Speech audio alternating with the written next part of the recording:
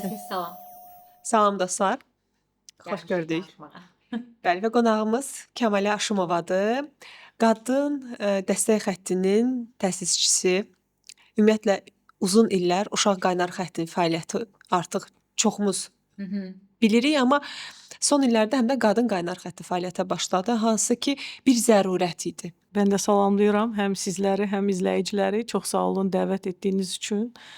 Və sizin suala keçid Bəli. artıq. Necə oldu, yarandı? Yəni. Zərurət əslində elə Uşaq Qaynar xətt xidmətindən bu orada baş verən, ora gələn zənglərdən, müraciətlərdən və daha çox statistik olaraq ailə daxili və uşaq əziyyət çəkirsə qadınların da, orada anaların da əziyyətini görərək fikirləşdik ki, qadınlar üçün birbaşa bir müraciət zənginin olması yaxşı olardı ki, biz elə hətta qızlar gənc yaşında, onlar məsələn 18 yaşına qədər biz ancaq uşaqların işlərinə baxırdıqsa, sonradan baxırıq ki, gənc yaşında qızlar da müraciət edirdi, fikirləşirdilər ki, qaynar xətt bizə yardım ola bilər, amma biz onları yönəldirdik və fikirləşdik ki, birbaşa özümüz də, çünki yönələn yerlərdə onlar kifayət qədər dəstək ala bilmirdilər, döyülən qapılar açılmırdı və yaxud açılırdı, dinləyirdilər, amma kifayət qədər dərin köməklik olunmurdu.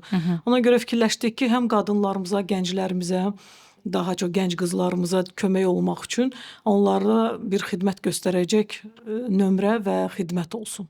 Bəs işin miqyası nədir? Proseduru izah eləyək. İlk dəfə bunu eşidən insanlar xəbərdar olsunlar. İş ondan ibarətdir ki, əsasən qaynar xəttdə psixoloq, sosial işçi və hüquqşünas çalışır və onlar zəngi müraciəti qəbul edir. İstər telefon vasitəsilə, 116-111 qısa nömrəsi vasitəsilə.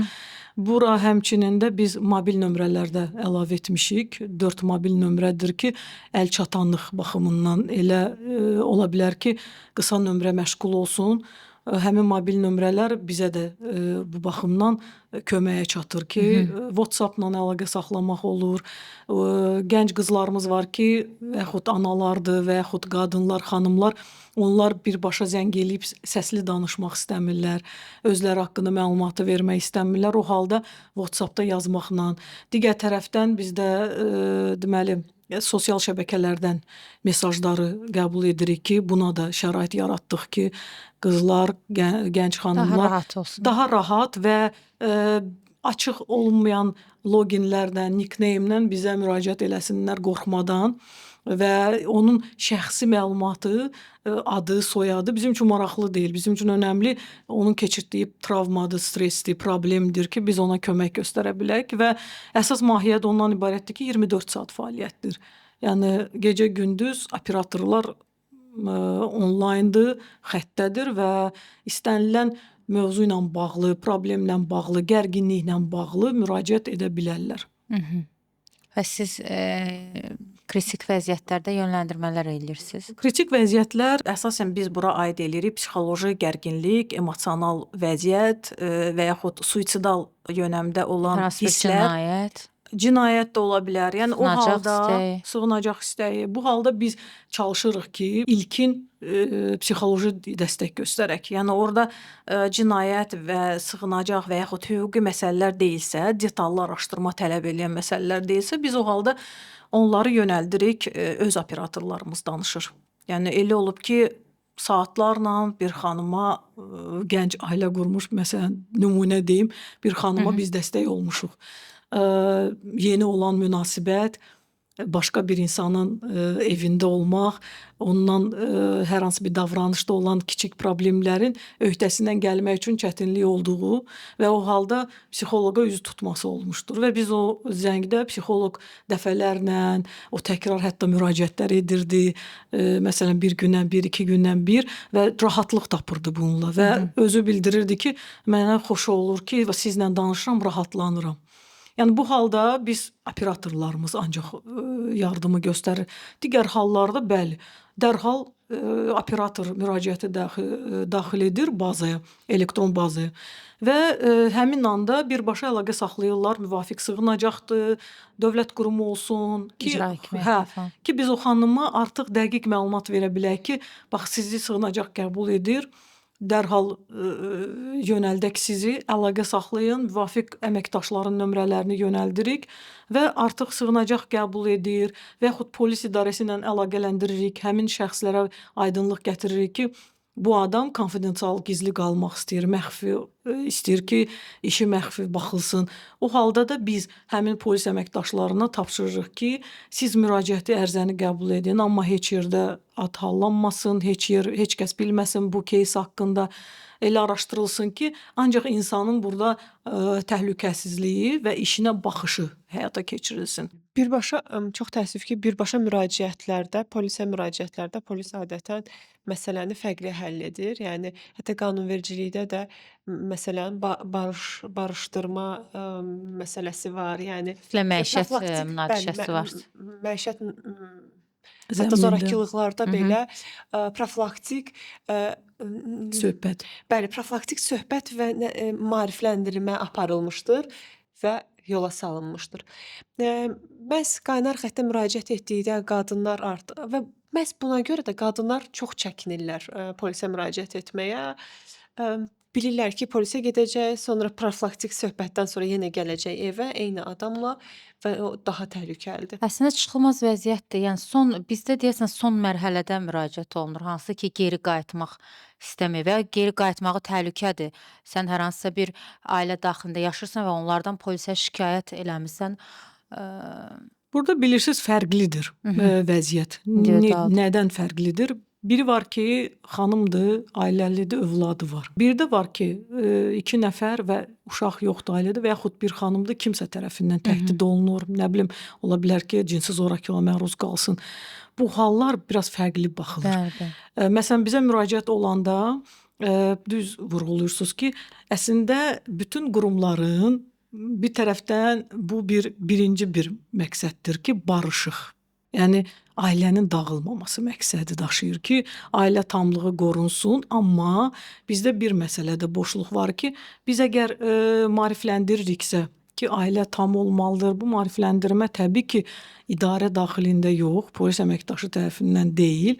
Paralel кейsi və ərizəni polis əməkdaşı qəbul edirsə, paralel bura qoşulmalıdır psixoloqlar, sosial işçilər, müvafiq reabilitasiya mərkəzləri ki, bu işi, bu barışığa gətirib çıxara bilən, belə deyək də, işlər görə bilsinlər. Yəni biz təəssüf ki, reallıq odur ki, bizdə qəbul olunur ərizə, qarşı tərəfdə çağırılır və bu müraciət belə deyək də elə o yerdə də bağlanır. Polis işçisi tərəfindən bəli, Bir dəfə, 2 dəfə söhbət aparılır və salam. Bizdə elə keyslər olub. Biz məsələn keçən həftə Şabran rayonundan bir xanımın işini aldıq, qaynar xəttə müraciət elədi. Əri tərəfindən uşaqlar götürülüb və baxmayaraq ki, məhkəmə qərarı ilə uşaqlar ananın himayəsində saxlanılıb boşanmadan sonra ata uşaqları vermir. Və bizə deyəndə gəlib danışdı ki, bax, biz təbii ki, bizim üçün maraqlıdır ki, təməldən baxaq görək boşanma səbəbləri nə olub, necə olub ki, uşaqlar orada qalıb, sənədlər verilib. Bunları hamısını biz sorğuluyuruq, sırf gələcək hüquqi dəstəyin aparılmasında tam bilgili olmağımız üçün. Və orada bizə şəkillər göstərdi xanım ki, hətta biz soruşanda ki, belə bir döyülməklə siz yenidən barışıq eləmsiz polis idarəsində.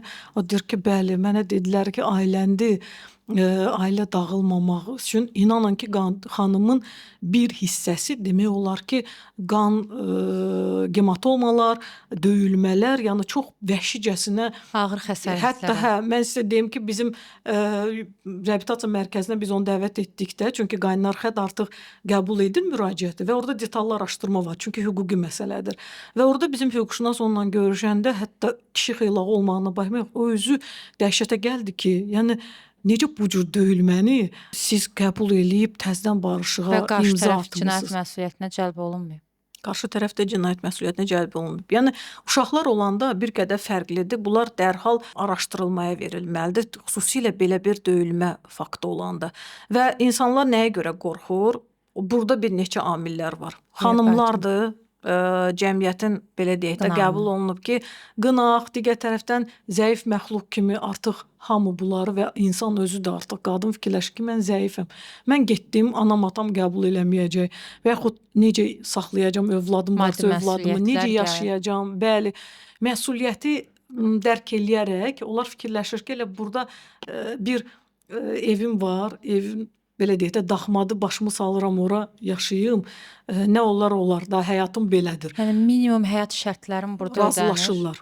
Amma biz artıq belə bir yöntəm veririk ki, birincisi heç də belə yaşayış sənə yaxşı bir şey gətirməyəcək.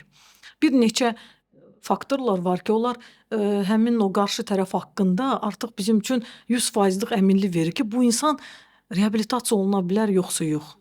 Bizdə problem cinayət törədənin, zorakılıq törədənin reabilitasiyası məsələsi çox ağırdır və onu bir çox adam düşünmür. Və onun üzərində də işləmir heç kim. Biz ancaq daha çox qurbana köklənirik. Amma burada şans yaratmaq lazımdır ki, şərait yaratmaq lazımdır ki, insan başa düşməlidir törətdiyini və əgər istəyirsə, düzəliş eləyə bilər. Xüsusi reabilitasiyadan keçməlidir. O halda bəli biz deyə bilərik ki, hə artıq reabilitasiyonu bu insanla o xanım yaşaya bilər və davam edə bilər həyatını.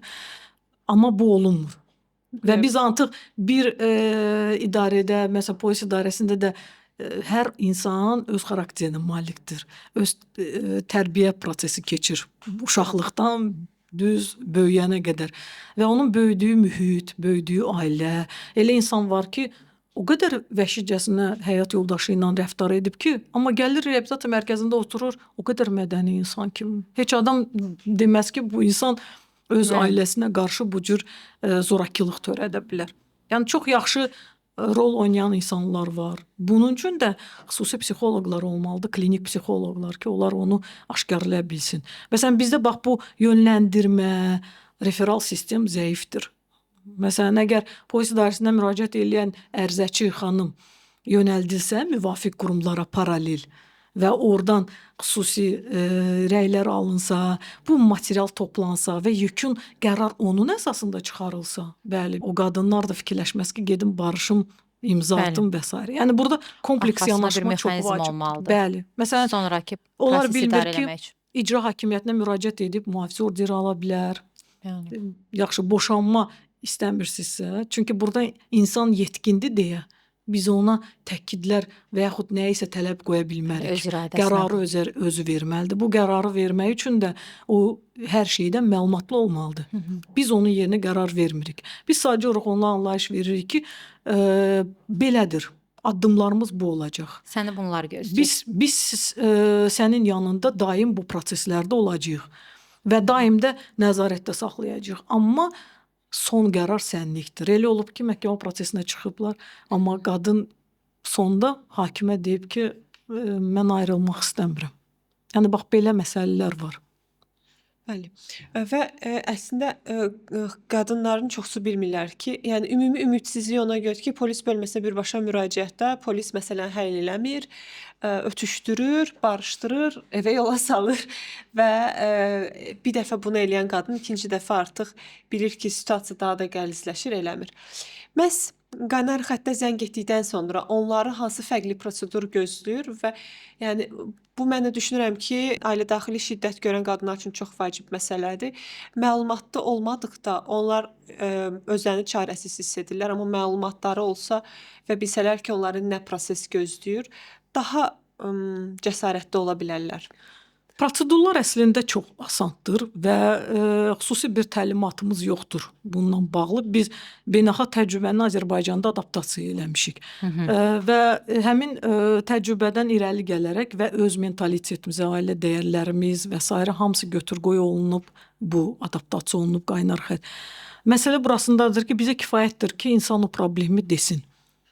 Zəng edir, problemi izah edir və müvafiq mütəxəssis o insanla danışır. Və hətta adını çəkmək istəmirsə belə biz onun adını qeyd eləmirik. Kifayətdir ki, bizə problemi desin.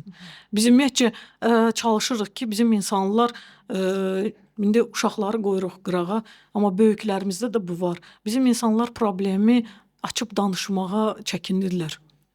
İstər rəfiqi olsun, istər qonşu olsun. Məsələn, bizə müraciət edən o xanımın kifayət qədər danışıq nitqi var. Yəni mən əminəm ki, o rəfiqələri ilə də çox gözəl vaxt keçirir, danışır. Yəni qapanan insan deyil özünə. Amma problemini danışmır. Çünki çəkincəli var, tanışa etibarı yoxdur. Tutaq ki, məsələn, bəziləri belə fikirləşə bilər. Digəri fikirləşir ki, mənim problemim o qədər Balacadır. balacadır və yaxud gülməlidir və yaxud o qədər belə deyək də gözə çarpandı, mən sabah barmaqla göstərə bilərlər, gülə bilərlər mənə ki, sən bu problemə görə şəxsi həyat məsələsini niyə danışırsan? Amma insanlar adi belə intim münasibətdə olan problemi bölüşməyə adam tapmırlar. Yəni onu bölüşmək üçün belə fikirləşirlər ki, qarşıdakı mənə güləcəkdir. Müraciətlər daha çox bölüşmə yönümündədir, yoxsa belə kritik vəziyyətlərdə son çarə olaraq müraciət edənlər daha çoxdur? Son çarə olanlar daha çoxdur. Mən deyərdim, məsələn, bu ayın məsələn statistikasını götürsək, bu ay deyən iyul ayından götürsək, məsələn, son 2-3 ayın yay aylarının müraciətləri sığınacaq istəyən xanımlarımızdır, gənc qızlarımızdır. Zorakılığa məruz qalanlardır, partnyor tərəfindən intim partnyor və qeyri-rəsmi nigahda yaşayan qızlarımızdır ki, gənc xanımlarımız. Yəni yaş o baxımdan vurğulayıram ki, yəni daha çox gənc və orta yaş xanımlardır müraciət edən, sığınacaq istəyən, işi ilə bağlı işdə təkidlər görən xanımlardır ki, yəni müəssisədə, işlədiyi təşkilatda, müəssisədə cinsi qısnama və nəyəsə sövq edilmə, hər hansı bir akta sövq edilməni hiss edib müraciət edən xanımlardır ki, əslində məsələn sığınacaqdır, sonra hüquqi yardımdır, psixoloji dəstəkdə biz göstəririk. Sığınacaqla da təminat, bu sığınacaqlarla əlaqə qurulur, təmin olunma var. Amma o müəssisədə qısnamadır, partnyor tərəfindən belə deyək də, məsələn, bir nümunəni deyim, bir xanım müraciət eləmişdi, 6 aylıq hamilə idi, qeyri-rəsmi nigahda və 3 il partnyoru tanımağına baxmayaraq, sevdiyi bir insanı tanımağına baxmayaraq o insan övlad istəmir. Və orada artıq xanıma təkid edirdi ki, uşağı tələf elə. Xanım isə istəmirdi.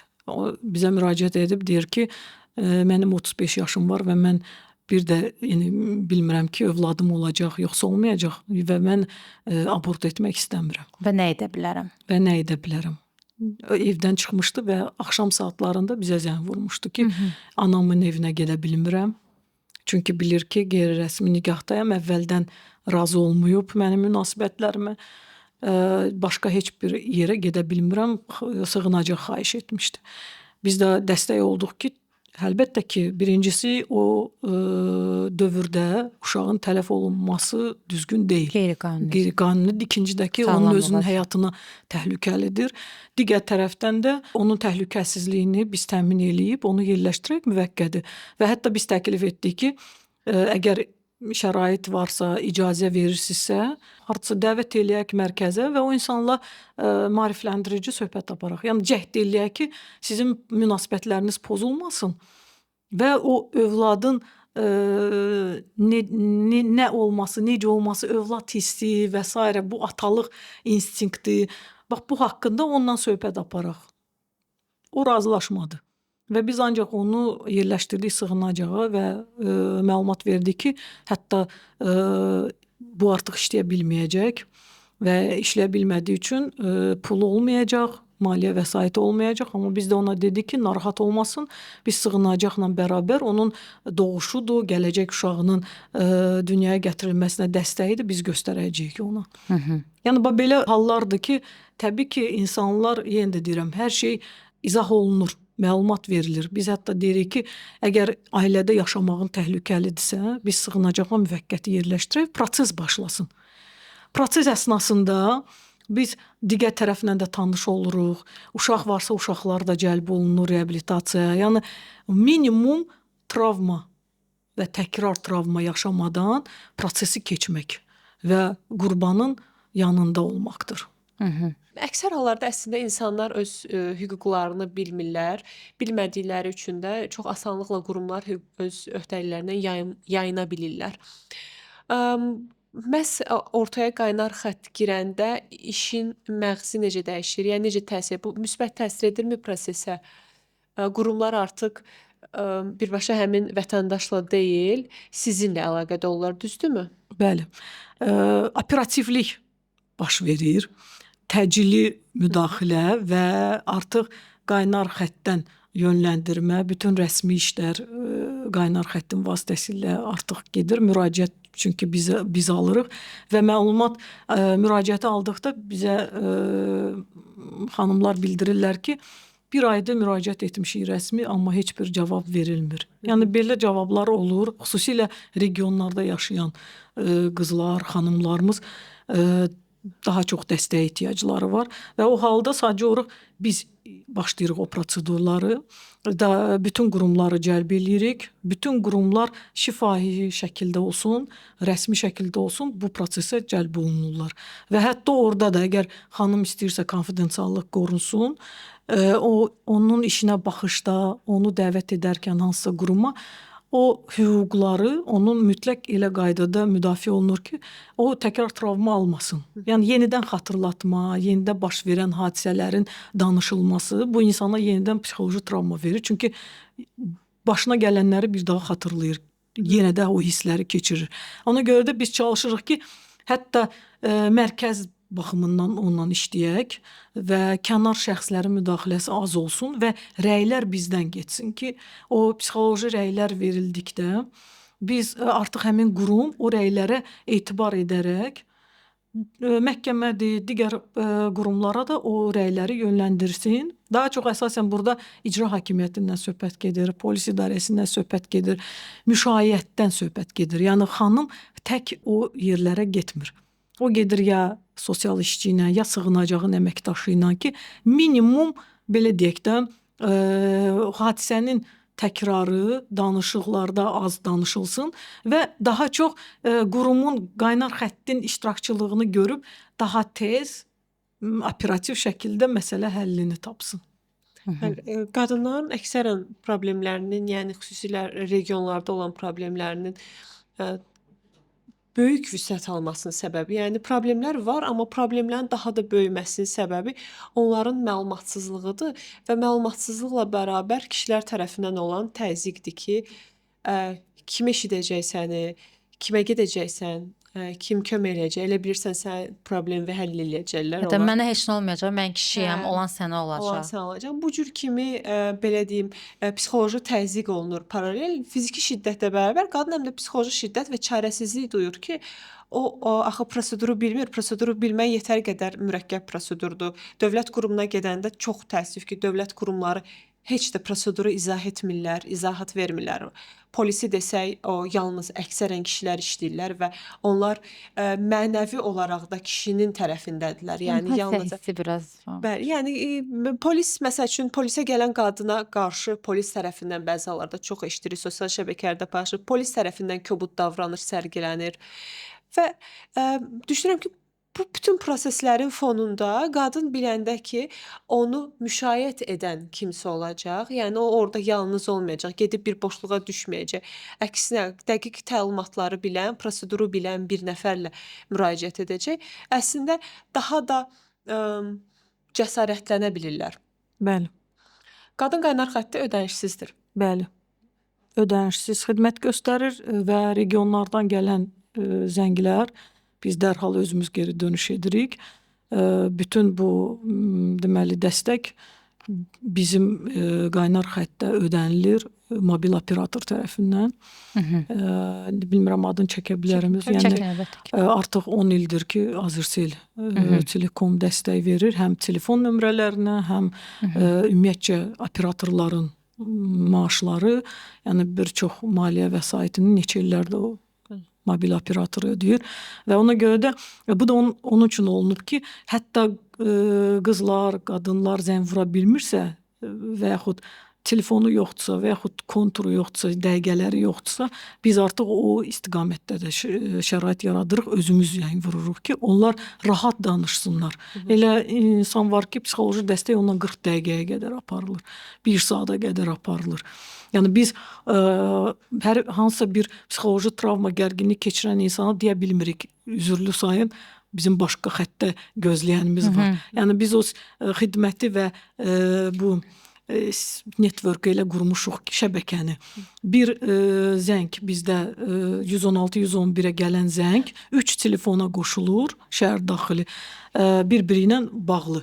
Əgər bir telefon məşğuldursa, dərhal digər deməli müraciət ötürülür o birisi nömrəyə. Mobil telefonlardakı ona görə 4 ədəddir ki, yəni onlar kifayət qədər çatdırır ki, bir mobil telefon məşğuldursa, digər telefona artıq ola müraciət etsin. Yəni o istiqamətdə bəli, icra mexanizmlərində boşluqlar var. Təəssüf ki, məsələn biz 10 il bundan əvvəl başlayanda uşaqlarla biz artıq elə bir şərait yaratdıq ki, elə bir şərait qurduq ki, polis idarələrində uşaq polis otaqları yaradıldı. Yəni uşaqlar birbaşa istəyir qız uşağı olsun, istəyir cinayət törədən uşaq olsun, istəyir istismara, cinsi istismara, zorakılığa məruz qalan uşaqlar olsun. Onlar birbaşa növbəçi hissəni görmürdülər. Onlar çöldən xüsusi açılmış qapı, üstündə heç bir yazı olmayan bir qapı idi. Girib daxil olub valideynlə, psixoloqla, istər müstəntiq olsun, istər uşaq polisi olsun, ondan mülk formada olaraq ünsiyyət edirdilər.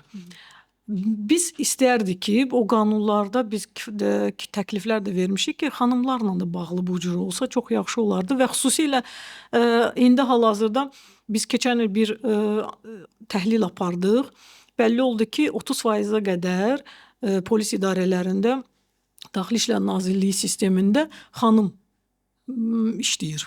Yəni gendə xanım əməkdaşlar çalışır və biz bu il artıq təklif elədik ki, qızların, ümumiyyətcə qadınların rahat ünsiyyət etməsi üçün, rahat problemini danışması üçün xüsusilə tədqiqatçı və istintaq sahələrində, şöbələrində xanım əməkdaşların çoxaldılması, xüsusilə regionlarda ümumiyyətcə yoxdur demək olar ki, Gəncədə var, yəni onlarla biz əməkdaşlıq edirik deyə bilirəm. Amma bu bütün Azərbaycan demək deyil və azdır.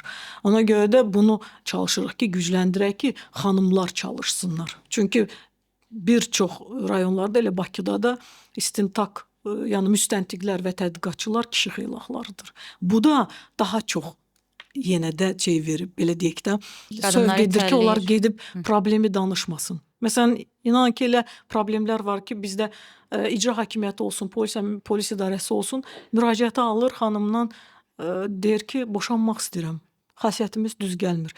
Və orada bu səbəb, tək o səbəb deyil. O deyə bilmir ki, mənim həyat yoldaşım intim münasibətlərdə çox qəddardır və yaxud mənim istəmədiyim bir şeyi məndən tələb edir, bir davranış tələb edir. Onlar onu deyə bilmirlər. Amma biz artıq telefonda, mesajlarda və yaxud bizə dəvət etdikdə, birbaşa dəstəkdə artıq o problemləri onlar başlayır rahat danışmağa. Çünki o boşanma ancaq ilkin, belə deyək də, məsələdir. Amma onun arxasında çox bir səbəblər, başqa məsələlər durur. Ona görə də biz gələn insana və müraciət edən insana demirik ki, günahkarsan və yaxud niyə boşanırsan. Birinci səbəbi öyrənirik. Dərin səbəblər var ki, o xanımları artıq indi gözə çarpan fiziki zorakılıq o başqa məsələ. Amma ailə quran xanımlarımız var ki, cinsi istismar olunurlar. Əməli başlı cinsi zorakılıq olunurlar. Amma bunu nə öz valideyninə, bəli, çünki cəmiyyətdə fikirləşirlər ki, artıq ailədirlərsə orada istismar ola bilməz, zorakılıq ola bilməz. Ən əsası Vəfa xanım ərimdir, həyat yoldaşımdır. Tələb də eləyə bilər, istəyə də bilər. Mənim icazəm olmadan da. Hə, valideynim çünki ailə quranda məni yola salanda evdən deyib ki, Getdin Ərin oranın deyil, qayda qanunu. bəli, nə deyir qulaq as, səsin çıxmasın. Çünki biz o mesajları artıq qızlarımıza özümüz ötürürük. Və ona görə mən həmişə bir dənə vacib məsələni deyirəm ki, dəstək verməyi valideynlər, gənc ailə quran qızlara valideyn elə bir tərzdə qızları böyütməlidir ki, onlar hiss eləsin ki, valideyn onun arxasındadır. Valideyn onun başına və o nə edəcəyinə baxmayaraq, nə törətməsinə baxmayaraq, sən mənim övladımsan və mən sənə hər zaman dəstək olmağa hazıram. Bax, bu mesajlar ötürülməlidir. Təəssüf ki, qızlarımız o tərzdə böyümürlər, o ifadələri eşitmirlər. Bizim gənc qızlar var ki, ümumiyyətcə Ata ata nəvazişi qayğısı nədir onu bilmirlər. Və yaxud pərdə, hər zaman pərdə olub. Və Biz bu fəxrdir bizim həmişə. Uşaqlarla Bəli. aramda pərdə var. Biz məsələn uzun illər məktəblərdə qızlarla, xüsusilə ancaq qızlarla reproduktiv sağlamlıqla bağlı belə bir maarifləndirmə işləri aparırdıq, təlimlər. Və orada inansız valideynlər özləri gəlirdilər, dedilər ki, siz niyə bizim qızlarımızın gözünü açırsınız? Halbuki orada ilkin cinsi inkişaf, yəni bədən quruluşu, adi qızlarımızın üzündə keçid dövrü başlandıqca Sızanaqlar. aknelər, sızanaqlar, hər hansı bir sənin bədən quruluşun dəyişir. Kimsə biraz kilo ala bilər, kimsə tam arıq ola bilər, amma onunla o uşaq tam belə deyək, razı olmaya bilər. Onun anlayışı Süd uşağa vəzlərinin necə inkişafı zamanı. Məsələn, Qızların qızlar məruz var qaldığı ki, bullying. qızlar var ki, məsələn, süd vəzləri inkişaf edir, yaşına uyğun olmayan tərzdə. Onlar məcburdular Gizlətməyə çalışırlar. hə, qısırlar. Amma bunu da valideyn aşılamalı. Təsəvvür olsun ki, valideynlə övlad arasında bizdə cəmiyyətdə baryer var. Böyük baryerdir. Qadınla, analarla qızların, atalarla oğlanlar arasında böyük baryer var. Amma bu danışılmalıdır. Qızlar, biz uşaq qaynar xətt xidmətini başlayanda o vaxtdan məndə bu case yadımda qalıb. Bizə bir qız müraciət eləmişdi. 14-15 yaşında olar. O dedim, psixoloqla danışmaq istədi və müraciətdə qeyd etdi ki, mən qorxuram, evə getməyə qorxuram, anam məni öldürəcək, mənim bakirəliyim pozulubdur. Nədən bunu anladın, nə üçün belə düşünürsən və dedi ki, bəs məndən qan gəlir. Və uşaq inanın 14 yaşında bu hələ məlumatlı deyildi ki, Menstruasiya barədə məlumat yox. bunda menstrual sikl başlayır. Və o artıq çıxıb binanın 5-ci mərtəbəsinə və son addımdan əvvəldə bizi tapıb internetdə və bizə zəng eləyib mobil telefonla. Və biz Dəhşət. ora dərhal mobil xidmət olaraq özümüz psixoloqla, düzdür, fövqəladə hallara da məlumat verilmişdi və polis idarəsinə. Amma birinci biz addım atdıq və uşağı həmin o ərazidən götürdük. Və bu işlər mütləq başlanmalıdır. Xüsusi yaş dövrləri, keçid dövrü, anlayışı bunlar olmadığı üçün uşaqların böyük travmasına, faciəsinə, fəsadlara baş gətirib çıxardır. Yəni gözünü açmağa ehtiyac yoxdur. Onsuz da ətrafdan uşaqlar kifayət qədər hekayələr eşidirlər. Bilirsiniz, göz açmaq məsələsi bunu da qəbul etmək olar. Yəni baxır hansı tərzdə. Yəni söhbət buradan gedir ki, valideyn hələ özü başa düşmür ki, bu göz açmaq deyil, bu maarifləndirmədir. Reproduktiv sağlamlıq nə deməkdir? Yəni bu sabah bax bizim mən özüm bu sahəyə gəlməmişdən əvvəl doğum evində çalışmışam. Və nə qədər sayda mən gənc xanımlar görmüşəm ki, onlar ümumiyyətcə doğuş prosesinin necə olmasını anlayışında olmayıblar və gəliblər, ağrılardan şoka düşüblər. Gözləmək nədir? Niyə gözləməliyəm? Bu hal belə olmalıdırmı? Bu haqda insan məlumatlı olmalıdır. Bunlar ya məsləhətxanada məlumat almalıdırlar. Ümumiyyətcə məsləhətxanalara niyə üz tutmalıyıq? Bizə doğuş gəlib rayondan, ağrı, fəsaddan və bəlli olub ki, ümumiyyətcə 9 ayında heç vaxtı məsləhətxanaya getməyib. Ərim qoymayıb. Qaynanam deyib ki, hər şey yaxşıdır, normaldır, narahat olma. Əsas ürək döyüntüsü var. Hər şey Biz də yaxşıdır. doğmuşuq. Amma təəssüf ki, xanımın qan azlığı, xanımın daxili orqanlarında olan problemlər, onlar sabah doğuşda özünü biruzə verə bilir. Yəni böyük uşağın doğuşunda fəsadlara gətirib çıxara bilir. Bax, bunları öncədən bilməmək və ailə tərəfindən də o yönləndirmənin olmaması, bu maarifləndirmənin olmaması, bu dəstəyin olmaması, onlar yenə də həmin o qızların 18 yaşdan sonra gənc kimi formalaşmasında problemlərlə üzləşməsinə gətirib çıxardır. Və məsələ orasındadır ki, Azərbaycanda çox absurd bir fikir var. 14-15 yaşında heç nə bilməsin, gözü açılmasın. Sonra 18-19 yaşı olan kimi ona yəni məcburi evlilik, heç məcburi olmasın, elə erkən evlilik. Yəni özünün yəni bəzi hallarda biz deyirik məcburi evlilik, bəzi hallarda heç o qızları məcbur eləmirlər, amma onlar üçün Elə həyatın yetişdiriblər, həyatın ki, uğur onlar odur, fikirləşirlər yəni ki, ailə ailə qurmaq. qurmalıdır. Lakin bu heç bir məlumatı olmayan insan ailə qurur və heç bir məlumatı olmadığı üçün nə özünü tanıyır, nə öz bədənini tanıyır. Sonradan yaranan problemlər də, sonradan o gördüyü zorakılıqlar. Məqsəd odur, göz açılmamış ailə qursun. Yəni Təəssüf ki. Azərbaycan oğlanının belə də qüruru sayılır. 4-cü sinifdən yanından gedib gəlmişəm. 4-cü sinifdən heç uşaq heç nə başa Bağçadan bələdəm. Bağçadan bələdə. Uşağı nəzarətdə saxlayıb ki, gözü açılmasın. Niyə gözü açılmasın? Çünki sabah o etdiyi hərəkətlərdə əslində limitsiz istədiyini etsin, istədiyi kimi davransın, nə qadağa istəyir qoysun, nəyi tələb eləmək istəyir tələb eləsin və qarşısındakı da ona tamamilə itaət eləsin. Və bu cür kimi gəlir, bu yəni sonradan tamamilə başqa bir problemlərə gətirib çıxardır. Onu düz vurğulayırsınız və baxın, burada adətən onu deyən valideynlərin bir çoxu özləri vaxtilə bu travmanı çəkib və belə deyək də barışıb ailəsinin davam eləyib yaşamağındadır. Daha çox o qadınlardır ki, qızlarını belə böyüdülər və yaxud o qadınlardır ki, həmin həyat yoldaşına yanında səsi çıxmır və ancaq o nə deyibsə, övladın da elə böyüdüb, özü də elə yaşayıb, yəni o onu görübdür. Gördüyünü də uşağına yönləndirir. Dəyişmək istəyi olmamasıdır. Biz hər yaşda dəyişməyə meyilli olmalıyıq. Amma o şey bu yoxdur. ağrılıdır və çətindir. O çətindir və heç kəs də belə deyək də onu etmək istəyi yoxdur. Çünki danışmaq, maarifləndirmək lazımdır düzgün. Məsələn, fəsadlardan biri də nədir?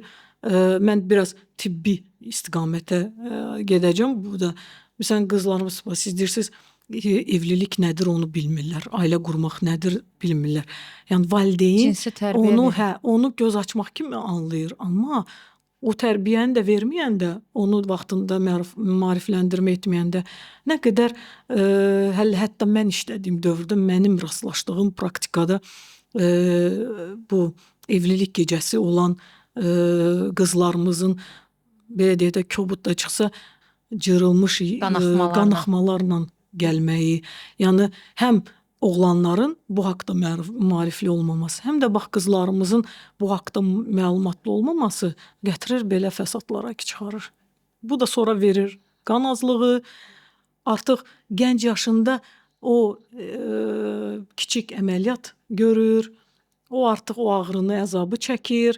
Yəni bax, sabah da onun hamiləliyi ona artıq qorxu ilə gözünün qarşısında hər dəfə xatırlanır ki, doğuşum necə olacaq, mən necə dünyaya uşaq gətirəcəm. Bunlar hamısı fobiyalar, yığılır. Onlar yavaş-yavaş cəmiyyətdə və öz ailələrində də özünə qiymətləndirmələri aşağı inir. Çünki onlarla kimsə idarəçilik aparır.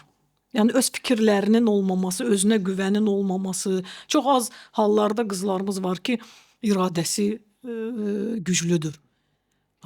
Onlar ayaq üstə durub o səhvləri görüb mübarizə apara bilirlər, protest eləyə bilirlər. Amma çoxsu 70-80% iradəsi zəif və ailəsində o travma ilə yaşayıb, digər gedib travmada yeni ailədə görür və fikirləşir ki, elə burada çəkeyim, gedib onsuz da öz ailəmdə də bir şey görməyəcəm, başa qalxınçlıq və s. Bəs müraciətlərin həlli baxımından uğursuz keyslərdə ən çox səbəblər nə olur? İnsanlar yoxsa mexanizm? Burada həm mexanizm, həm də insanlar. Burada individual yanaşmadır. Yəni demək olmur ki, bir. Sadəcə statistikaya istəyirdim baxaq. Amma hər ikisi də var yəqin ki, hər belə ikisi vacibdir. xatırlayırsınızsa. Məsələn, hər şeydə bizdə belə deyək də insanların üzərinə atmaq olmaz. Ona görə elə Mən digər fikirləşirəm tərəfdə ki, bu düzgün vurğuladın. deyil. Birincisi, heç bir insan sığortalanmayıb. Sabah həyatda başına nə gələcək, nə olacaq? Bundan da əlavə, məsələn, biz durub demirik ki, niyə sən gərək belə olmazdın və yaxud gərək bu başıma gəlməz. Uje olub. Hə, nəzərdə tutduğum məsələn xanım sizə müraciət eləyib, əslində onun müraciətinin müsbət bir həll yolu tapıla bilər, amma sonda xanım bundan boyun qaçırır və yaxud da digər keysdə mexanizm, prosedur icazə vermir ki, o xanıma ya hüquqi dəstək olasınız, ya necəsə. Əslində Müxtəlifdir. Əgər xanım harasa daxildə də həyat yoldaşına sevgi istəyi varsa, Sevgi. hə, emosiya, hisslər. Daha çox hisslər üstələyir. Digər tərəfdən də risk. Ki, hər bir qadın da Həyatda qalmaq risk qorxusu. eləmək, hə, risk eləmir, eləyə bilmir. Bir tərəfdən mən qınamıram. Çünki mən şəxsən özüm bütün işlənilən keyslərdə, istər uşaq olsun, istər xanımlar olsun, mən həmişə onların yerinə özümü qoymuşam. Məsələn, mən bu situasiyada necə edərdim? Bu çox zaman mənə kömək edir, dəstək olur, problemi onun tərəfindən görüb və onun yerində olaraq problemin həllində o müsbət əmin oluram ki, məsələn, biz belə etsək daha yaxşı olur və nəticələrimiz də müsbət olur. Ümumiyyətlə bu təşəbbüsünüzün əsasında ya empatiya, güclü empatiya Təbii ki, hissi o var. olmasa bizim sahədə işləmək uğurlu mümkün olmaz. Çünki birincisi sosial sahədir, sosial işdir, sosial problemdir. Burada həm nəzəri biliklər vacibdir. Digər tərəfdən də insanın özünün uşaq sevməyi, insan sevməyi çox vacibdir. Yəni bu da. Digər tərəfdən bizə uşaqlarla, analarla işləməyə kömək olur əsasən özümüzün analıq instinktinin olması və yaxud heç məsələn hələ ana olmayan əməkdaşdırsa, amma onun uşağa olan sevgisi və yaxud özünün çətin ailədə böyüməsi, o biganə yanaşmanın olmaması. Yəni bu çox vacib hisslərdir. Gələn insan, hətta biz o insana bir qədər məsləhət xarakterli işdə görsək, o insan gəlib girir içəri və bizdən o müsbət enerjini almalıdır.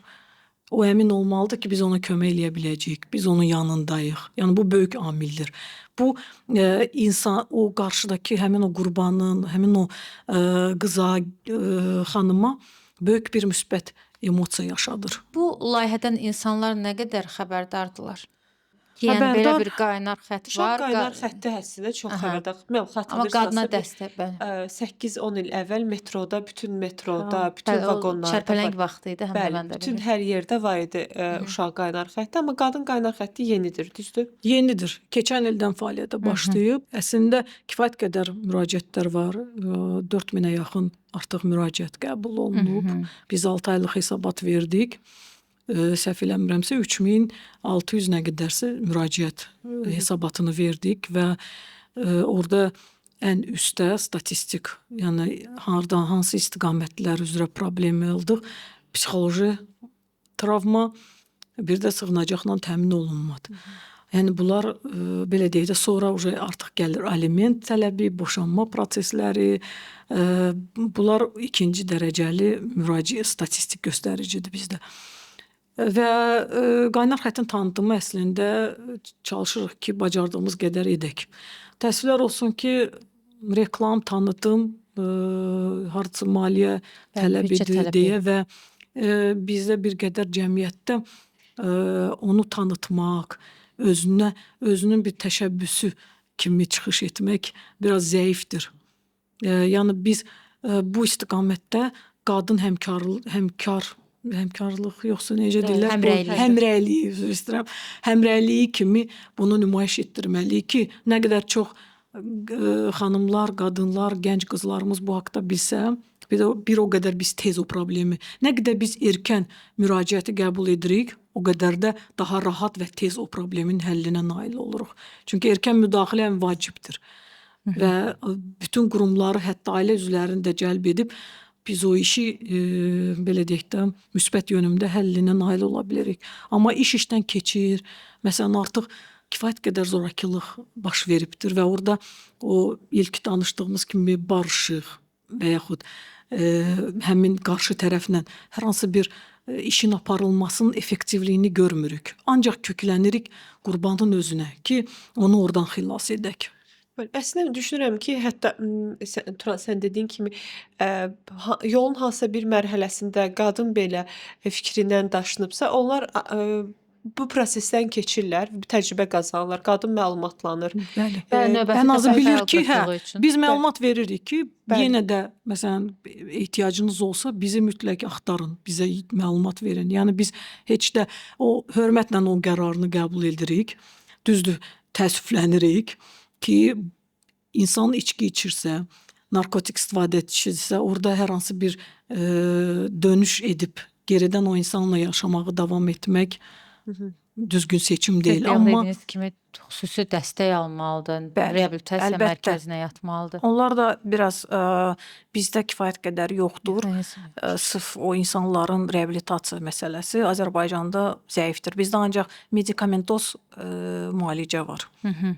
O da ki müvəqqətidir. Çünki mütləq reabilitasiya olmalıdır. Yəni bu bir faktordan biridir də. Yəni kompleks yanaşma, Əlbəttə. kompleks bir mexanizm olmalıdır. Məsələn bizdə bir üzr istəyirəm, bir nümunəni deyim.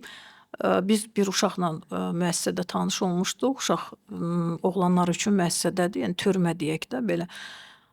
Və ailəsində 2 yaşından ata tərəfindən çox böyük zorakılıq görmüş uşaqdır.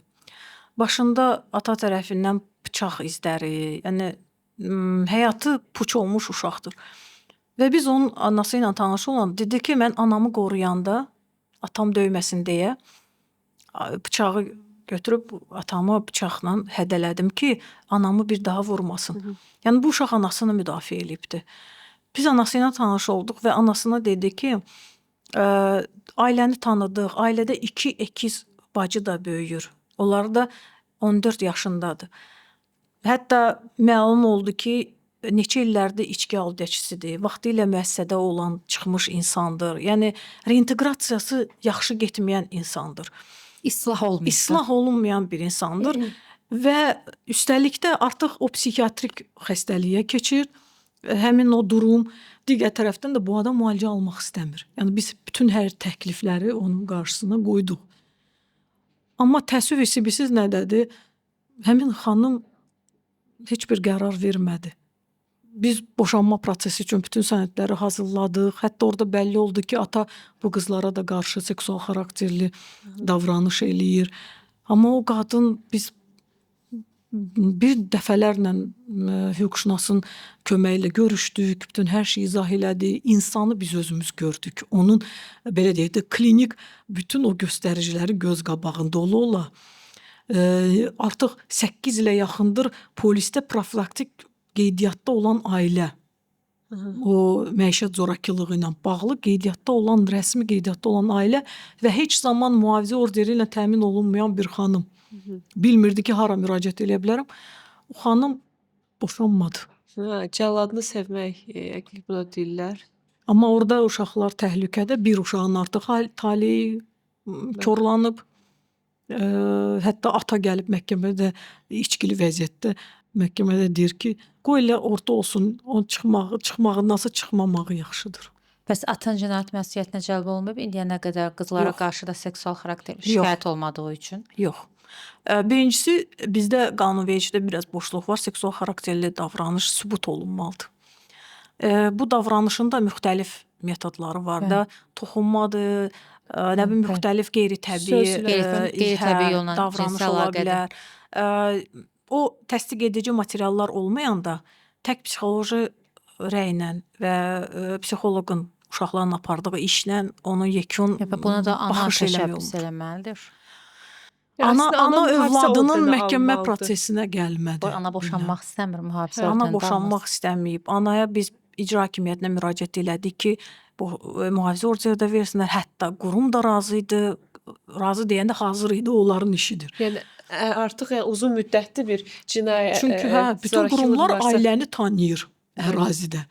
Yəni ona baxmayaraq Burada hətta artıq- ata cinayət bir daha yenə törədibdir. Maşınla adam vurub və icbari iş alıbdır.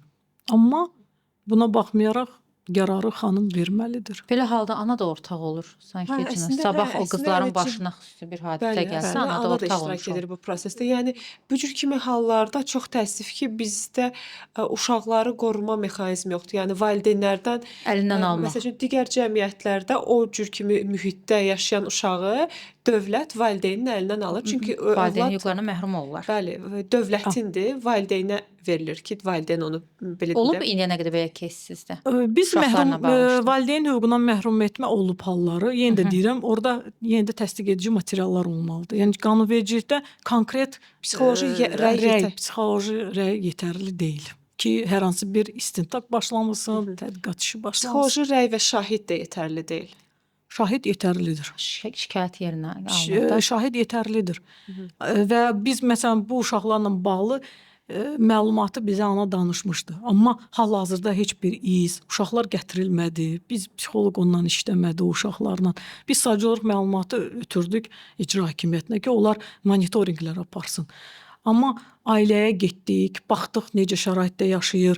Burada ata tərəfin nənənin evi 4 otaqlı evi ola Sumqayıtda bu insan tövləyə oxşayan vaqon tipli Novxanada bir ərazidə zibillik belə deyək də sayılan bir yerdə qalır qız uşaqları ilə. Yəni siz o qadının ondan asılacağı, qadının bəlkə də qorxusu. Yəni belə uşaq ömür boyu uşaq xala qapısında, gecə ilə 4-də, 3-də xalanın qapısına qaçıb ondan evində qısılmaq istəyi, 2-ci sinifdən məktəbdən kənarlaşdırılma, təhsilin yox. Burada bir çox hüquqlar pozulubdur. Və o valideyn təbii ki, valideyn hüququndan məhrum edilməli idi bizə gəlmədən əvvəl artıq. Bəli, əslində uşaq cinayət törətmədən, yəni baş vermədən. Və regionlarda, kiçik şəhərlərdə, rayonlarda bax belə mərkəzlərin hələ olmaması, bayaq sizin dediyiniz kimi polis idarələrində gəlir məlumat, alınır və onları münaqişəli ailə deyirlər də, bizdə terminoloji münaqişəli ailə kimi qeydiyyata alınırlar, vəssalam. Amma polisin apardığı profilaktik söhbət psixoloqun və sosial işçinin apardığı iş deyil. Əslində sosial işçi zərurəti, yəni bütün polis bölmələrində sosial işçi olmalıdır, amma sosial işçi ümumiyyətlə ölkədə çox azdır, yəni. Plus məsələn bu digər ölkələrdə, Avropada da belə bir nümunə polis idarələrində yoxdur o ştatda. Amma orada prosedur, referal prosedur var. Məsələn, gəldi bu tip ailə. Onlar dərhal yönləndirirlər ailə, qadın və uşaq departamentinə. O departament кейslə tanış olur, sosial işçi ötürür, psixoloqa ötürür, lazımdır tibb məntəqəsinə ötürür. Yəni bu dərhal operativ şəkildə, kompleks şəkildə həyata keçirilir. Ştatdan kənar çağırılır bu sosial işçi. Rəsmi də, yəni onlar onu qanunda rəsmiləşdiriblər. Bizdə o yoxdur. Kompleks işi görmək üçün və buna bir sosial iş dilində multidisiplinar yanaşma deyirlər. Bu komanda yoxdur. Bir qrup olmalıdır ki, məsələn hər rayon üzrə gəldi, hara gedir, hara yönləndirilir, hardan nə tələb olunur, kimlər rəy verə bilər. Ailənin son qərarını ailə ilə bağlı polis vermir, həmin o departament verir. Yəni bu Amerikada da nümunə var. Məsələn, kim bacarırsa ədliyyə sistemində sosial iş ştatı açır, orada eləyir. Məsələn, Gürcüstanda sosial agentlikdir. Necə ki, bizdə də yaranıb 2020-ci ildən yeni bir qurumdur, düzdür, amma Gürcüstanda artıq inkişaf etmiş bir qurumdur. Orada sosial işçilərdir. Hətta bağçada belə müdür və yaxud tərbiyəçi görürsə uşaq bu gün bədənində hər hansı bir izlə gəlib döyülməklə, o dərhal sosial işçini zəng vurur agentliyə dəvət edir. Məlumatlandırma məsələsi. Bizdə o prosedur yoxdur. Təlimat qaydası yoxdur ki, polisdir, ərizəni aldı, münaqişəli ailədir. Mən onu hara yönəltməliyəm, kimi dəvət eləməliyəm, o hara getməlidir. Yəni bu prosesi gücləndirmək lazımdır. Bir də bürokratik məsələlər də ki, yaşayış yeri olmaya bilər, kirayədə qalırsa ailə, sənəd yoxdursa, amma heç bir halda o köməksiz qalmamalıdır. İndiki situasiyada sizə müraciət edən hər bir müraciətçi əslində sosial işçi ilə danışa bilir. və əgər siz lazımsa sosial işçi ilə birlikdə onu yönləndirirsiniz polisə, düzdürmü? Bəli. Və bu artıq həmin o boşluğu qaynar xətt vasitəsilə doldura bilir. Bəli. Gözəl. Məsələn biz Bakıda Sumqayıtda Abşeronda, yəni harda fəaliyyət göstəririk və əl çatan eləyə bilirik bunu. O şəhərlərdə əməkdaşlığımız var. Məsələn, polis idarəsidir. Bizdə olub dəfələrlə müstəntiq müraciət eləyib və sosial işçi psixoloq istəyib bizdən ki, uşaq dindirəcəm. Olarmı sizin əməkdaşınız gəlsin? Məlumatlandırma var, amma bu qeyri-rəsmi məlumatlandırmadır. Yəni bu Bu oturmuş prosedur deyil. bu prosedur şəxsi rəsmi təşəbbüsüdür. prosedur, Həmin Reqlamentdən təşəbbüsdür. xaric. Bəli. Yəni onlar bizi tanıyır. Bəli, Məsələn, biz müstəntiqin şəxsi təşəbbüsüdür. biz neçə rayonla bu tərzdə işimiz var. Hətta formal da var. Rəsmi məktubla bizə кейsi yönləndirirlər ki, xahiş edirik bu keyslə bağlı siz işə başlayın, bizə dəstək olun. Bir neçə rayondan bu oturuşmuş artıq bir neçə illərdə əməkdaşlıq var. Amma bunlar rəsmi deyil, İcbari deyil. icbari deyil. Bəli. Amma bizə lazımdır ki, icbari olsun. Hər bir öz vəzifəsində çalışan insan, əməkdaş hər bir qurumda o bilməlidir ki, var problemi nə etməlidir, hara yönəltməlidir. Prosesin bir halqası olmalıdır. Bəli. Bəzi hallarda şiddət görən valideynlərin ümumiyyətlə informasiya çıxışı olmur. Yəni qadın əgər şiddət görsə, o informasiya çıxışı olmur. Bu cür kimi hallarda əslində uşaqların çıxışı var. Yəni bəzi hallarda uşaq valideyni xilas etmək üçün hansısa bir yerə xəbər verir, kömək edir, prosedurda iştirak eləyir və bu hallar üçün məktəblərdə, yəni maarifləndirilmənin aparılması, bilgiləndirilmənin aparılması vacibdir. Biz əslində dəfələrlə edirik, neçə illərdir açılan, təsis olunan gündən Uşaq qaynar xətti üçün. məktəblərdə biz təsis maarifləndirməni edirik dayanmadan və hətta keçən ildən bütün regional təhsil şöbələrinə qaynar xəttin məlumatları göndərilibdir. Amma yenə də elə faktlar var ki, uşaq risk edib onu məlumat vermir. Qalır gizli və belə deyək, ancaq son həddə çatırsa o halda tapıb və kimsə, məsələn, erkən nigahın biz rayonlarda neçə keys belə aşkarlamışıq, qonşunun vasitəsilə uşaq deyə bilməyib, qonşuya deyib və yaxud rəfiqəsinə deyib, o bizə zəng vurub ki, bəs uşaq qorxur, özü mən də deməyin ki, məndən almısınız məlumatı, yəni ailəsi şübhələnə bilər ki, necə oldu, 2 gün ya 3 gün toya qalmış və yaxud nişan prosesi olur, biz nişandan sonra məlumatı alırıq. Ki, heç olmasa toya qədər uşağın həyatını xilas eləyə bilək. Yəni, bunlar yenə də maarifləndirmə, çox güclü maarifləndirmə getməlidir ki, nə qədər çox insan bilsə, hətta uşaq da bilsə, o ailədə yaşayır və o ailədə də qadın var, o ailədə bacısı ola bilər. Yəni, gələcəkdə də alınan müxtəlif qəbul olunan informasiya o insanın yenə də özünün xeyrinə olacaqdır. Birincisi, bilgili olmaq heç kəsə maneə olmayıbdır. Yaxşı məlumatlı olmaq, yaxşı bilgilər əldə etmək o insana daha da yaxşıdır və onun üçün inkişafdır. Digər tərəfdən biz həmişə deyirik, bugün bəlkə ehtiyac deyil, amma sabah sənə ehtiyac ola bilər. Çünki heç kəs sağortalanmayıb həyatda. Biz bugün normal ailə həyatı qurub yaşayırıq, övladlarımızı böyüdürük. Amma sabah Hər şey baş verə bilər. Dəyişə bilər, nəsə baş verə bilər, stressli situasiya ola bilər, nəsə travma yaşana bilər. Və əslində qadın qaynar xətti yalnız ailə ilə bağlı olan problemləri əhatə etmir. Xeyr. Sərhədlərimiz hara kimidir? Hansı problemləri üzləşdikdə qadınlar qaynar xəttə müraciət edə bilərlər? Hər bir halda müraciət edə bilərlər. Müxtəlif problemlərlə bağlı. Məsələn, sizin belə deyim də, sizin əhatə dairəniz olmadıqda siz onu düzgün biz onu yönləndirəcəyik. Məsələn, olub xanım zəng vurub ki, uşağım bağçaya getməlidir.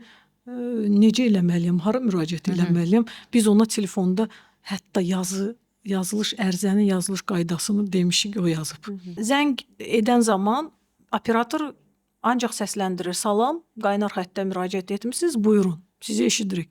Yəni, ilkin danışıq bundan başlayır. Və onlar başlayır problemi. İzah olunur problem. Sonra artıq operator o problem bizim sahə ilə bağlıdırsa, hər hansı bir hüquqları ilə bağlıdırsa, biz başlayırıq artıq işə. Digər istiqamətdədirsə, biz artıq yönləndiririk və izah veririk ki, üzrlü sahə bizim sahə deyil, amma biz bilirik ki, məsələn, bu qurum məşğul olur. Siz bura müraciət eləyin. Orada sizə sualınıza kifayət qədər cavab verə bilərlər. Və yaxud xanımdır, rəfiqəsi üçün müraciət eləyir. Amma orada belə bir hal var ki, tam detallı məlumatı ala bilmirik. Rəfiqəyə sual verir, məsələn də tanışıdır və yaxud qonşusudur, deyir ki, oy dəqiq bilmirəm, bəlkə də olub, amma mən sizə onu dəqiq deyə bilməm. Bax, belə hallarda biz həmin o tanışa, o xanımın tanışına deyirik ki, xahiş edirik, özü müraciət eləsin və çəkinməsin. Biz onun adını hallandırmayacağıq, narahat olmasın, məxfilik qorunacaq. İstəyirsə, şərait yaradaq, lap gəlsin bura. Yəni, kimliyindən asılı olmayaraq, hər bir adam gəlir, problemini danışıb, yenə də köməyini ala bilir. Yaxşı nüansa toxundunuz. Xüsusilə zorakılıqla bağlı bizdə belə bir bizim millətdə düşüncə var ki, hər kəsin öz şəxsi işidir, şəxsi ailə işidir. Olubmu ki, Müdaxilə eləməyim. bəli, olubmu ki, başqa bir evdə zorakılıqla bağlı sizə Bəli. müraciətlər almısınız? Öyle, o hallar çoxdur. Nə gözəl. Qonşular zəng vurur. Hətta istəyir Qonşular uşaq. səsdən narahat olur, Bəli, zəng eləyir. bəli. Başqasının həyatını xəstələmək üçün. Bir qismi onların özlərinə narahatçılıq yaranır deyə zəng vururlar ki, Amma yenə də bu həll nəticə olunsun. etibarilə yaxşıdır. əsas odur ki, Ki, bizə bəli. deyirlər, ev yoxdur, qoy olsun, o fikirli də. Amma bizim üçün maraqlı, vacib odur ki, insan bizə o məlumatı verir, Fakt biz o gəlsin. insana dəstəyimizi göstərək. Digərləri daha çox insana yazığı gəlir ki, o Kömək insan məqsədli. günlərlə evdə döyülür. Axı yazıqdır. Yəni bu hiss də var. Neyə bilirsiniz bu həmin müddətdə hallarda- kimsə zəng eləyir ki, qonşuda kimsə döyürlər. Siz polisə müraciət edirsiniz yoxsa? Biz dərhal özümüz müdaxilə edirik. Həmin ünvanı alırıq və polis əməkdaşı ilə, amma o polis əməkdaşı kimi olmur. O Sivil. mülki Aha. formada, yəni geyimdə və bizimlə bərabər biz də öncədən məlumat veririk ki, hazırlayırıq o insanı ki, biz bura nə məqsədlə gedirik? Bizim məqsədimiz orada araşdırma etmək deyil, sadəcə olaraq problemi müşahidə etməkdir. İlkin olaraq. Ki insan siz birincisi qapısına gələn çox adam görəndə, xüsusilə orada problem varsa, o qorxa bilər, həyəcanlı ola bilər. Bilmir ki, biz orada nə ilə rastlaşa bilərik və kimlərlə rastlaşa bilərik. Ona görə nə üçün bir tərəfdən sosial işçinin və psixoloqun da təhlükəsizliyi də bizim üçün önəmlidir. Çünki çalışan əməkdaş sahənin ağırlığını bilir. Amma sahədə təhlükəsizliyi qorunacağını da bilməlidir. Bu halda biz polis əməkdaşını ona görə cəlb edirik. Və ailəyə müdaxilə olunur. Qapı döyülür, qapı açılır. Biz əgər məlumat verilibsə ki, konfidensial qalmalıdır, biz müxtəlif oxşar bir səbəb fikirləşib, bir arqumentlə içəri daxil olmalıyıq. O artıq sosial işçinin ustalığından, biliyindən, bacarığından asılıdır ki, o çox belə deyək də strategiya tətbiq edərək ailəyə daxil olmağı bacarmalıdır. Xüsusilə ailədə qadın təkdirsə və yaxud uşaq təkdirsə, biz ailənin içinə girə bilmirik. Girmirik. Çalışırıq ki, o belə deyək də sərhədlər qorunsun. Digər tərəfdən də valideynlik məsələsi var da, uşaqlarda xüsusilə biz evə daxil olanda biz artıq onun şəxsi belə deyək də Sərhədlərini sərhəd, digər tərəfdən şəxsi mülkiyyətdir, kiminsə evidir. Digər tərəfdən uşağın hüquqları var. Valideyn sabah deyə bilər ki, siz yetkin yaşa çatmayan uşaqla mənim iştirakım olmadan danışmısınız. Bütün o hüquqlar və s. Yəni кейsdən individualdır. Və əgər xanım açırsa, biz icazə istəyirik, məlumat veririk.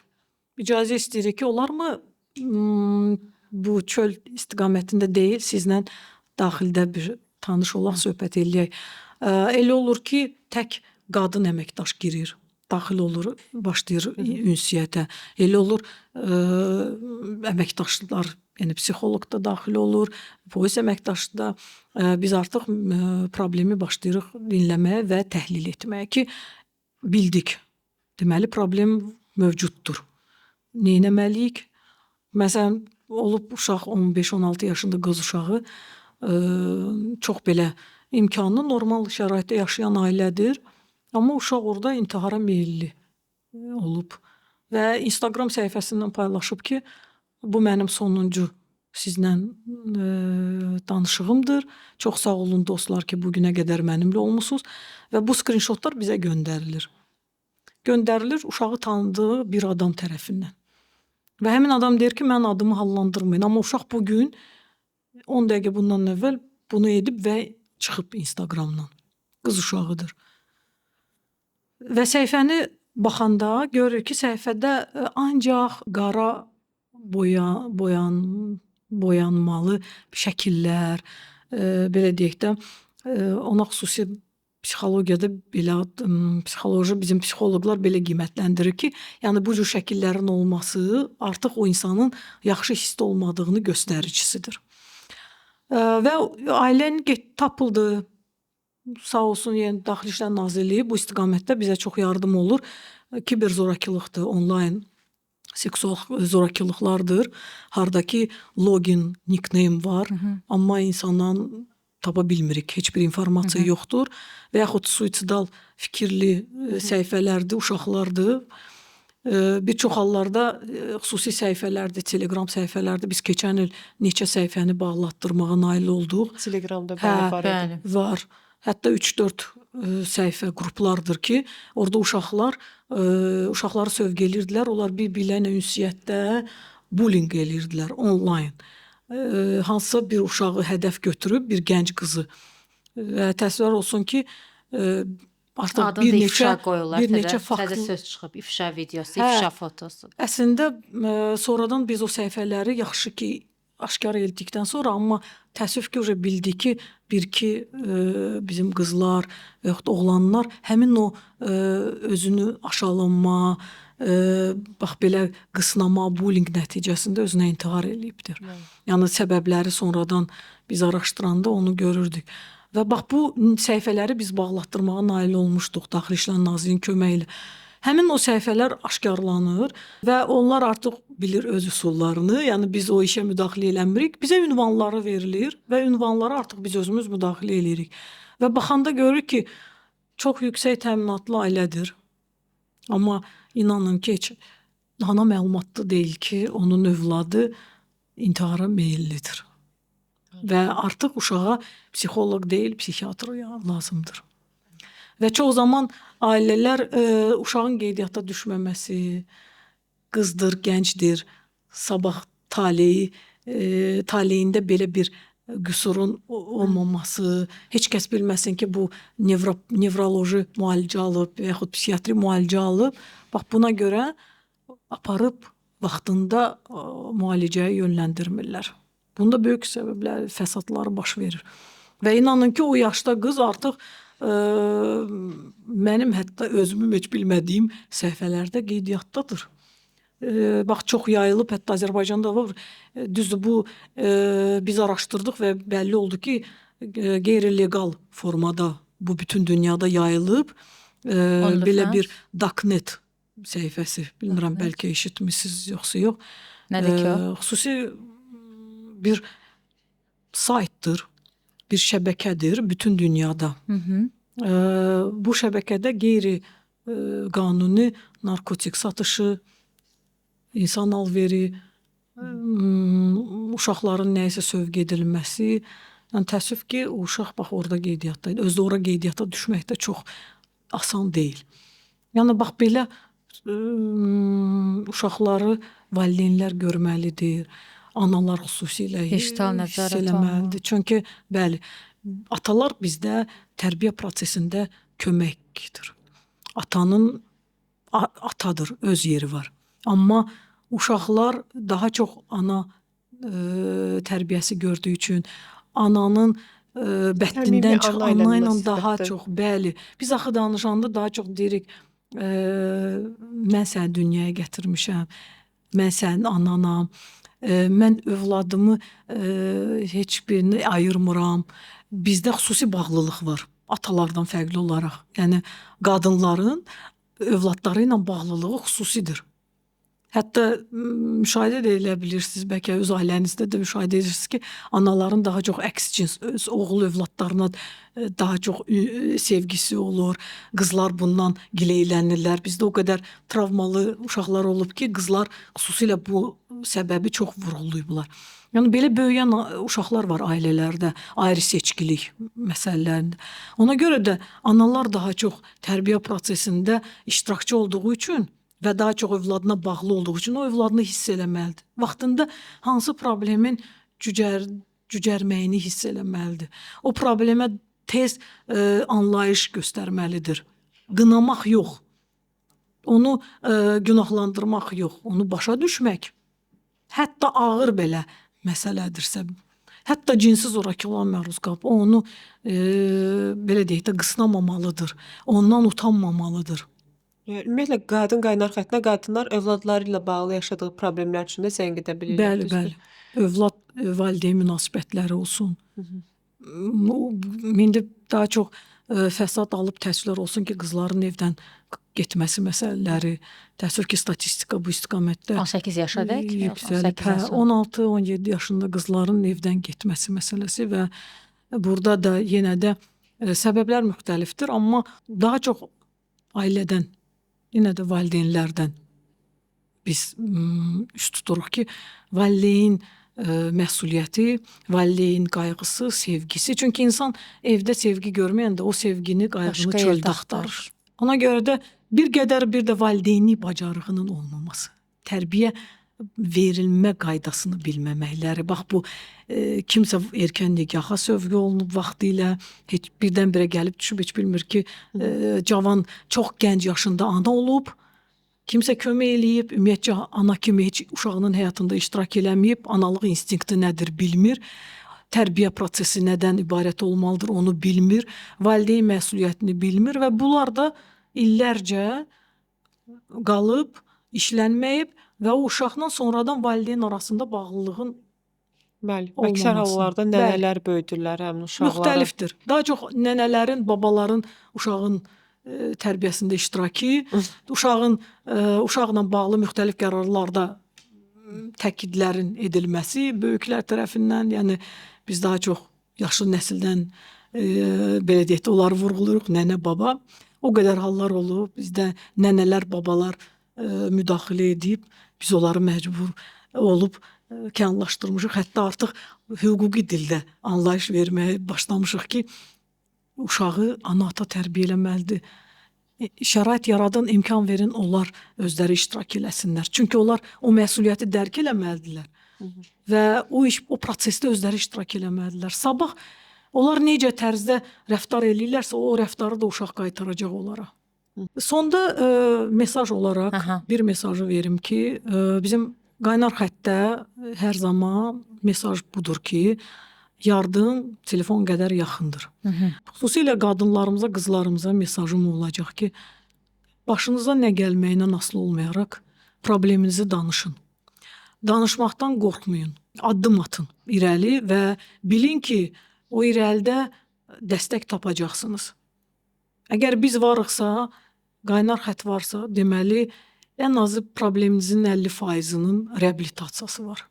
Yəni biz o problemi görüb, o problemə biganə yanaşmayacağıq. Nömrələri bir də xatırladaq Səməd. Xatırladaq. 116-111 bizim Facebook səhifəmizdə var, Instagram səhifədə var. O səhifələrdən də mesajlar şəxsi ötürə bilərlər, problemlə danışa bilərlər. Digər tərəfdən də mobil nömrələrdən WhatsApp xidməti açıqdır. 050 680 22 80, 051 880 22 80, 051 580 22 80 və 051 680 22 80 nömrələrindən həmin mobil telefonlara hətta kifayət qədər özlərində zəng etmək üçün balans olmadıqda bizə bir mesaj yazmaqla sim mesajı göndərməklə də biz onu geri dönüşlər edib onların problemini dinləməyə hazırıq. Əla. Çox sağ olun. Çox gözəl iş görürsüz Kəmal xanım. Siz sağ olun. Ümid edirik ki, problemi olan və çarəsinin olduğunu bilməyən, yəni bizdən problem budur ki, insanlar problemləri var, hiss edirlər, duyurlar ki, onların problemi var, amma gedəcək yerləri olduğunu düşünmürlər. Düşünürlər ki, çarə yoxdur. Yəni dövran belədir, həyat belədir, norma belədir düşünürlər, amma heç əgər bir hadisə, bir proses, bir nəsə ürəyinizi narahat eləyirsə, sizin üçün narahatlıq verirsə, demək ki, nəsə yolunda getmir. Nə olduğunu bilməsəz belə qadın qaynar xəttinə zəng etdikdə sizə düzgün istiqamət veriləcək və o olduğunuz situasiyadan, quyudan çıxmaq üçün bir işıq, bir Bəli. yol olacaq. Mütləq. Belə dostlar, uğurlar. Çox sağ olun. Hələlik. Sağ Çox olun. sağ olun. Gəldiniz. Çox sağ olun.